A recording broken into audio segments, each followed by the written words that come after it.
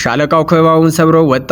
ከሰኔ 11 እስከ ሐምሌ 11 የፋኖ አመራሮችን በከበባ መደምሰስ የሚል እቅድ አውጥቶ እየተንቀሳቀሰ ያለው ያገዛዙ ጦር ወደ ሜጫ ወረዳ ሐሙሲት ከተማ አምርቶ በአራት አቅጣጫ ሻለቃ ሙጅብ ላይ ከበባ ፈጽሟል። ሻለቃ ሙጅብ በአስገራሚ የመከላከል ውጊያ አንድ መስመራዊ መኮንንና ከ28 በላይ ሰራዊት በመግደል 4 ክላሽንኮቭ መሳሪያ ማርኮ ከበባውን ሰብሮ ወጥቷል።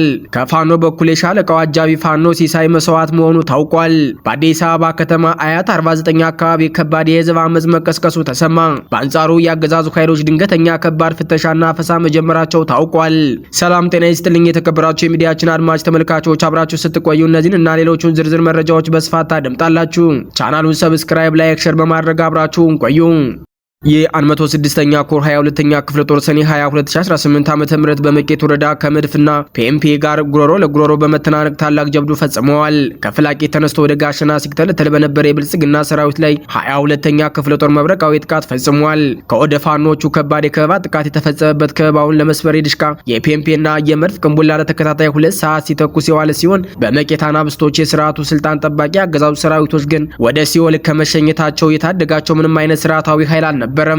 መቄት ቁራበሳ ከተባለ ቦታ ላይ የብልጽግናው አገዛዝ ተከፋይ ሰራዊት ባናብስቶቹ የ22ኛ ክፍለ ጦር ነፍጠኞች በርካታው እስከ ወዳኛው ተሸኝተዋል። በዚያው ወደ ውጊያ ከ42 በላይ ሲደመሰስ 37 ያህሉ ቁስለኛ የተደረገ ሲሆን 531 የክላሽ ተተኳሽ፣ 301 የብሬን ተተኳሽ እና ከ17 በላይ ቦምብና 9 ወገብ ትትገቢ ተደርጓል።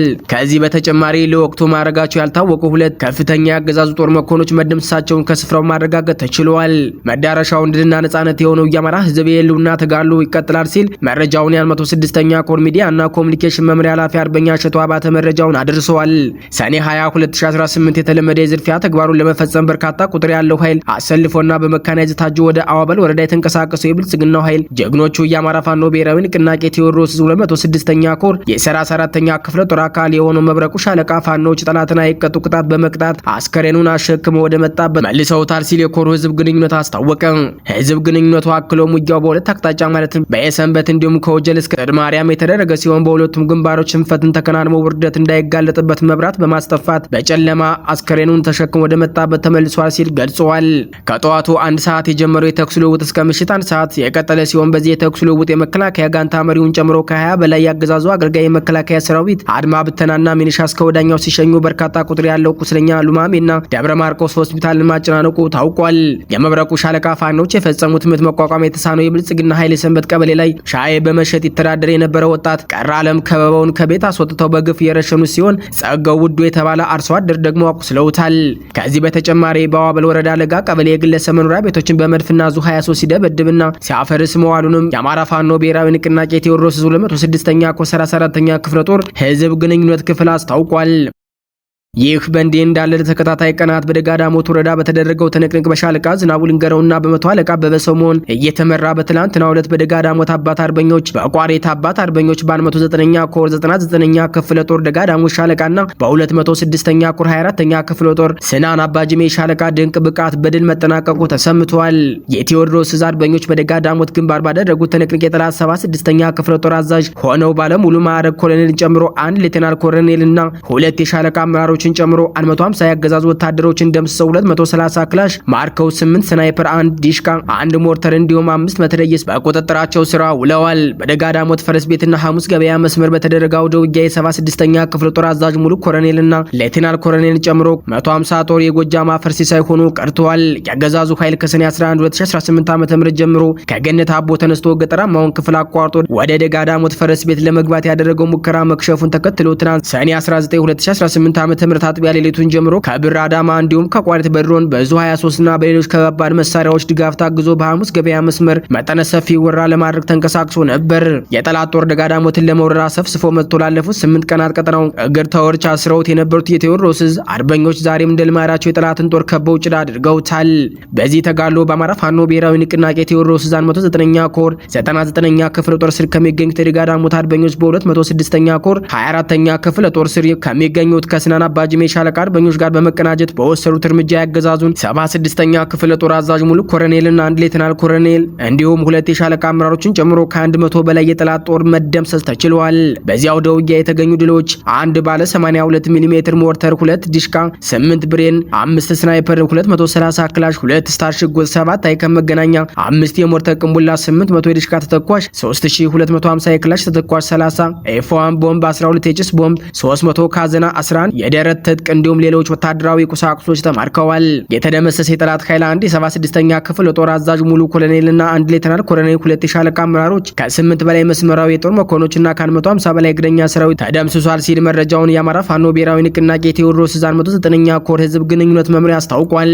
በሌላ በኩል ፋኖ ባይና ኢየሱስ ከተማ ውስጥ ባካሄደው የከተማ ውስጥ ኦፕሬሽን አንድ የመቶ አለቃ መሪን ጨምሮ በርካታ ያገዛዙ ወታደሮች መደምሰሳቸው ተሰማ።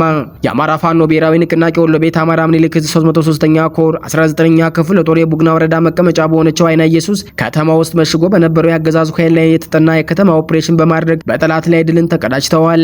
ትናንት ሰኔ 20 2018 ዓ.ም አጥቢያ ማለትም ከሌሊቱ 7 ሰዓት እስከ 9 ሰዓት ተኩል በተካሄደው የተጠና የከተማ ኦፕሬሽን ከ19 ክፍለ ጦር ሁሉም ሻለቃዎች በተወጣጡ ተወርዋሪ ኃይል የተሰራ ሲሆን በአይና ሚካኤል በኩል ባለው በመግባት ሁለት የጠላት ምሽጎችን በማስለቀቅ ቡግና ወረዳ ፖሊስ ጣቢያ ድረስ ዘልቆ በመግባት የአገዛዙን ሰራዊትና ሚሊሻ በሚገባው ቋንቋ ሲያናግሩት አድረዋል። የኦህዴድ ብልጽግና አገዛዝ ጉዳዩን የሃይማኖት በማስመሰል ኦርቶዶክሳውያንን ለመፈረጅ የተንቀሳቀሰበት አደገኛ ወንጀል ተጋለጠ። በአያት 49 ኮንዶሚኒየም የጋራ መጠቀሚያ ቦታ ይዞታ ላይ የተነሳው ውዝግብ ወደ ግጭትና እስራት ማምራቱ ተገለጸ። በለሚ ኩራ ክፍለ ከተማ ወረዳ 3 አያት 49 ቁጥር 2 የጋራ መኖሪያ ኮንዶሚኒየም መንደር ውስጥ ለጋራ መጠቀሚያነት በተከለለ ቦታ ላይ የተነሳው የይዞታ ውዝግብ ቅዳሜ ሰኔ 20 2018 ዓ.ም ወደ ግጭትና ወደ ነዋሪዎቹ እስራት ማምራቱ ተሰማ። የአዲስ አበባ ፖሊስ በአካባቢ በሚገኝ የመንግስት ሰማይ እንደራሴዎች ዓለም አቀፍ ቤተ ክርስቲያን ላይ ዝርፊያና ውድመት ፈጽመዋል ያላቸውን 21 ተጠርጣሪዎች በቁጥጥር ስር ማዋሉን ቢገልጽም የአካባቢው ነዋሪዎች ግን የችግሩ መነሻ የይዞታ ነጠቃ፣ የንግድ ፍላጎትና የሕግ ጥሰት መሆኑን በመጥቀስ የተሰጠውን መግለጫ ያስተባብላሉ። የአካባቢው ነዋሪዎች እንደሚያስረዱት ከሆነ አወዛጋቢው መሬት ቀደም ሲል በአካባቢ የነበሩ ገበሬዎች መጥተው ያረሱበት የነበረ ቢሆንም ነዋሪዎች የኮንዶሚኒየሙ ሕጋዊ ካርታ ውስጥ የተካተተ መሆኑን በማስረዳት በፍርድ ቤት ትዕዛዝ እንዲከበር አድርገውት የነበረ የጋራ ይዞታ ነው። መሬቱ በፕላኑ መሰረት የነዋሪዎቹ መኪና ማቆሚያ፣ የልጆች ኳስ መጫወቻና አረንጓዴ ቦታ ሆኖ ሲያገለግል የቆየ ነው። ይሁን እንጂ ቦታው የመንግስት ሰማይ እንደራሴዎች ዓለም አቀፍ ቤተክርስቲያን መሪ ለሆኑት ነብይ ገቢ ጉተማ ተላልፎ መሰጠቱ መነጋገሪያ ሆኗል። ማህበረሰቡ ጉዳዩን ወደ ፍርድ ቤት ወስዶ ክርክር እያደረገ ባለበትና ቦታው ላይ እንዳይገነባ በፍርድ ቤት ታግዶ እያለ የፓስተሩ ወገኖች እገዳውን በመጣስ በድንገት በቆርቆሮ ማጠር መጀመራቸውን በአካባቢው ነዋሪዎች ላይ ከፍተኛ ቁጣን ቀስቅሰዋል። ይህ የህግ መተላለፍና ድንገተኛ ግንባታ ነው ማህበረሰቡ ወደ መቃወምና የተሰራውን አጥር ወደ ማፍረስ የመራው። ነዋሪዎቹ እንደሚገልጹት ነብይ ገቢ ጉተማ በአያት 49 40/60 ኮንዶሚኒየም አካባቢ ተመሳሳይ ድርጊት ሲፈጽም ይህ የመጀመሪያው አይደለም። ቀደም ሲል በአካባቢ የነበረ ሌላ የልጆች መጫወቻ ቦታን በመንጠቅ ቤተክርስቲያን መገንባታቸውን ከህንጻው ስር ደግሞ ሱቆችን በመስራት ለግል ጥቅማቸው እያከራዩ እንደሚገኙ ነዋሪዎቹ በምሬት ይናገራሉ። አሁን የተያዘው ሰፊ የጋራ ቦታ ለተመሳሳይ የንግድና የግል ጥቅም ዓላማ የተፈለገ በመሆኑ ማህበረሰቡ መብቱን ለማስከበር እንደተገደደ ይገለጻል። አጥር መፍረሱን ተከትሎ የጸጥታ ኃይሎች በአካባቢው በመሰማራት በነዋሪዎች ላይ ድብደባና የጅምላ እስራት መፈጸማቸውን የዓይን እማኞች ገልጸዋል። በቁጥጥር ስር የዋሉት ግለሰቦችም በለሚ ኩራ ክፍለ ከተማ ፖሊስ መምሪያ ምርመራ እየተጣራባቸው ይገኛል። ድርጊቱ የተፈጸመው በተለያዩ እምነት ተከታዮች በጋራ በሆነ ማህበረሰባዊ ጥያቄ ቢሆንም እስራቱ ግን የማህበረሰቡን መሪዎችና የተወሰኑ የእምነት ተከታዮችን ያነጣጠረ መሆኑን ነዋሪዎች ይገልጻሉ። ከታሰሩት 20 ነዋሪዎቹ መካከል የአካባቢው ማህበረሰብ ተወካዮችና የኮሚቴ አባላት የሆኑት አቶ ካሳሁን ፈንታውንና አሌ የሚገኙበት ሲሆን የታሳሪዎቹ የሃይማኖት ስብጥርም 6 የኦርቶዶክስ እምነት ተከታዮች፣ 5 የፕሮቴስታንት እምነት ተከታዮች፣ 3 የሙስሊም እምነት ተከታዮችና ቀሪዎቹ የሌሎች ልዩ ልዩ እምነቶች ተከታዮች መሆናቸውን የደረሰ መረጃ ያረጋግጣል። በተጨማሪም አንዳንድ የጸጥታ አካላት በወቅቱ ጉዳዩን ከፖለቲካዊና ከከፍተኛ የመንግስት የስልጣን አካላት እምነት ጋር በማያያዝ ነዋሪዎችን ለማስፈራራትና ሽብር ነው በማለት ለመፈረጅ መሞከራቸውን ገልጸዋል። ይህ በአያት 49 ኮንዶሚኒየም የተከሰተው ክስተት የቦታው የብቻ ክስተት አለመሆኑና በአዲስ አበባ ከተማ በሚገኙ በርካታ የጋራ መኖሪያ መንደሮች ውስጥ ያሉ የጋራ መጠቀሚያ ይዞታዎች፣ የመኪና ማቆሚያዎችና አረንጓዴ ቦታዎች በመንግስት ድጋፍ ለተለያዩ ተጽዕኖ ፈጣሪ ግለሰቦችና ነቢያት ተላልፈው እየተሰጡ መሆናቸውን የማህበረሰብ ተሟጋቾች ይናገራሉ።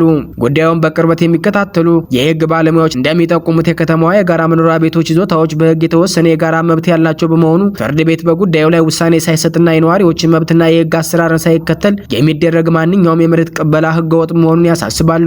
በአያት 49 ኮንዶሚኒየም የተነሳው ግጭት የፈረሰው የቆርቆሮ አጥር እንጂ የተገነባ ቸርች የለም፣ የተዘረፈ ንብረት ውሸት ነው። የአዲስ አበባ ፖሊስና አንዳንድ የዜና አውታሮች በአያት 49 ቁጥር 2 ኮንዶሚኒየም ውስጥ በተጠናቀቀ የሃይማኖት ተቋማት ላይ የሚሊዮኖች ብር ዝርፊያና ውድመት ተፈጸመ በማለት ያሰራጩት መረጃ ፍጹም ከእውነታ የራቀ መሆኑን የአካባቢው ነዋሪዎችና የዓይን እማኞች ይገልጻሉ።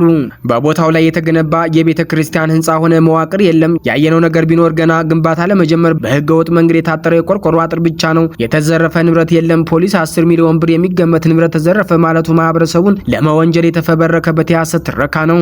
ክፍት በሆነና በቆርቆሮ ብቻ በታጠረ መሬት ላይ ሊዘረፍ የሚችል ምንም አይነት ንብረት አልነበረም። የፈረሰው አጥሩ ብቻ ነው። የነዋሪዎቹ ቁጣ የህግን እገዳን ጥሶ የተተከለውን የቆርቆሮ አጥር በማፍረስ ላይ ብቻ የተገደበ ነበር። ይህ ቦታ በኮንዶሚኒየም ህጋዊ ካርታ ውስጥ የተካተተ ለነዋሪዎቹ መኪና ማቆሚያና ለልጆች መጫወቻነት የሚያገለግል የጋራ አረንጓዴ ስፍራ ነው። ጉዳዩ በፍርድ ቤት እየታየ ባለበትና እንዳይገነባበት የፍርድ ቤት እገዳ ባለበት ሁኔታ ፓስተር ገቢ ጉተማ እገዳውን በመጣስ በቆርቆሮ ማጠራቸው ነው ህዝቡን ለቁጣ የዳረገው።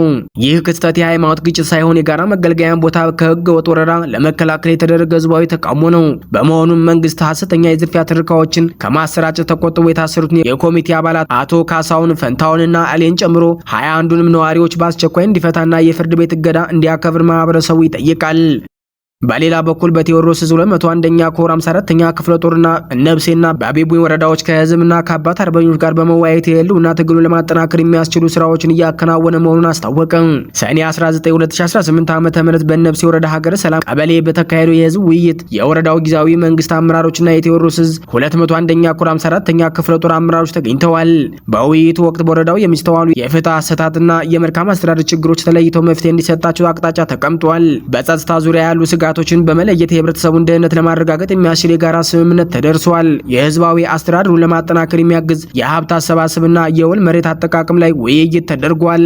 የፋኖ ትግል ካለፈበት ሂደት አንስቶ አሁን ላይ የደረሰበት ደረጃና የወደፊት የትግል አቅጣጫዎች ላይ አጭር ማብራሪያ ተሰጥቷል። በተመሳሳይ ትናንት ሰኔ 22 2018 ዓ.ም በአቤቡኝ ወረዳ ደብረ ዘይት ኩችትና አዞሬ መድኃኔዓለም ቀበሌዎች በተካሄደው ውይይት የአባት አርበኞች ለግዳጅ ዝግጁ መሆናቸውን በይፋ አስታውቀዋል። በዚሁ መድረክ ላይ የወረዳው የጊዜያዊ መንግስት አስተዳደር የጸጥታ ዘርፍ ኃላፊዎችና አስፈጻሚ ኮሚቴዎች ተገኝተዋል። የፋኖ የጀርባ ደጀን የሆኑት አባት አርበኞች የትግሉን ቁመናና ፋይዳ በተመለከተ ግንዛቤ ከተወሰደ በኋላ የሚከተሉትን አቋሞች አንጸባርቀዋል።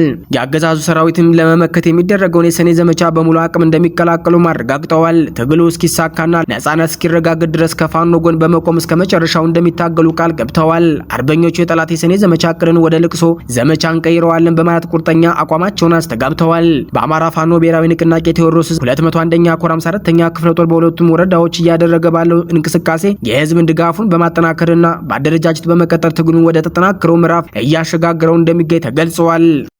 በሌላ በኩል በምስራቅ ወለጋ ጊዳ አያና ወረዳ ከባድ ውጊያ እየተካሄደ ሲሆን ነዋሪዎቹም ከቀያቸው መፈናቀላቸው ተሰማ።